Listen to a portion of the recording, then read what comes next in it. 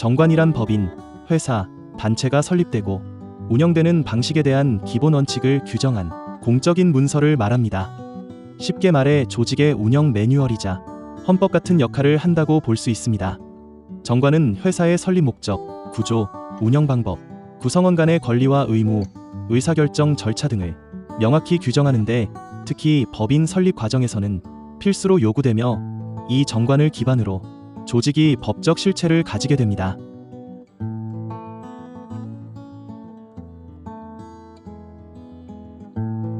정관은 단순히 조직 내부에서 사용되는 규칙을 넘어서 법적 효력을 가지는 문서입니다.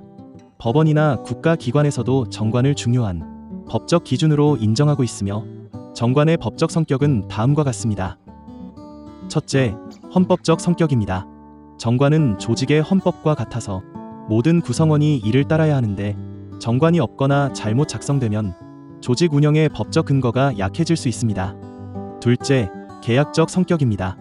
정관은 조직 구성원 간의 계약 관계를 나타내며 모든 구성원은 정관의 내용에 동의하고 정관을 준수할 의무가 있습니다. 셋째, 공적 성격입니다. 정관은 법인 설립 시에 국가에 등록되며 외부에서도 법적 근거로 활용될 수 있습니다.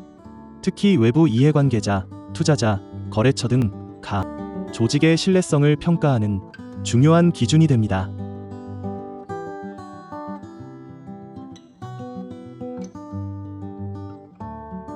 정관은 조직이 안정적이고 체계적으로 운영될 수 있도록 여러 가지 역할을 합니다. 우선 조직의 설립과 운영의 법적 기반이 되는데 조직은 정관을 근거로 정당하게 활동할 수 있습니다.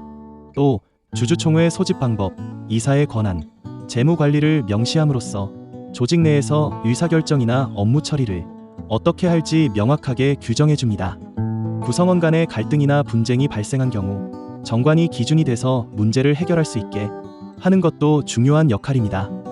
뿐만 아니라 조직의 목적과 운영 방식을 투명하게 보여주기 때문에 투자자나 파트너의 신뢰를 높이는데 큰 도움을 줍니다.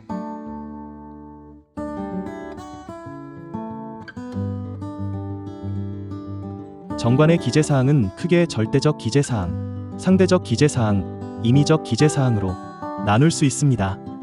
절대적 기재사항은 정관에 반드시 포함되어야 하는 항목을 말합니다. 절대적 기재사항이 빠지면 정관으로 인정되지 않아 법적 효력이 발생하지 않으며 필수 항목은 다음과 같습니다. 1. 목적. 회사가 설립된 이유와 추진하려는 사업의 범위를 명시합니다. 2. 상호. 법인이나 단체의 이름을 정합니다. 상호는 유일해야 하며 다른 회사와 혼동되지 않도록 해야 합니다. 3. 본점 소재지. 회사의 본사가 위치한 주소를 명확히 기재합니다. 4. 설립 시 출자 금액 또는 자본금. 회사의 설립에 필요한 자본금의 총액과 출자 형태를 명시합니다. 5. 발행할 주식의 총수. 주식회사의 경우 발행할 수 있는 주식의 총수를 기재하여야 합니다. 6. 설립 시 발행 주식의 총수 및 일주의 금액, 주식의 단위 금액과 발행 총수를 기재합니다. 다음은 상대적 기재사항입니다. 상대적 기재사항은 특정 상황에서 반드시 포함해야 하는 항목입니다. 해당 상황이 발생하지 않는다면 생략할 수 있지만 관련된 조건이 있다면 반드시 포함하여야 하는 항목으로 상대적 기재사항은 다음과 같습니다. 1. 주식 양도 제한 규정. 주식회사의 경우 주식 양도가 제한되는 경우에 이를 기재하여야 합니다. 이익 배당의 제한. 특정 주주에 대한 이익 배당이 제한될 경우 이를 명시하여야 합니다. 3. 이사의 보수 규정. 이사의 보수를 지급하려는 경우 정관에 이를 명확히 포함하여야 합니다. 4. 설립 비용 부담. 회사의 설립 과정에서 발생하는 비용을 누가 부담할지 명시합니다. 마지막으로 임의적 기재사항입니다. 임의적 기재사항은 법적으로 요구되지 않지만 조직 운영을 원활히 하기 위해 포함하는 내용으로 운영 방식을 보다 구체적으로 정하고 싶을 때 추가되는 항목으로 임의적 기재사항은 다음과 같습니다. 1. 회사의 사업연도. 회계 기간을 설정해 조직의 재무 관리를 명확히 합니다. 임원의 선임 방식. 임원을 선출하는 절차와 조건을 규정합니다. 3. 사내 복리후생 규정. 직원의 복리후생에 관한 규정에 포함합니다. 4. 의사결정 절차. 중요한 결정사항을 논의하는 절차를 명시합니다.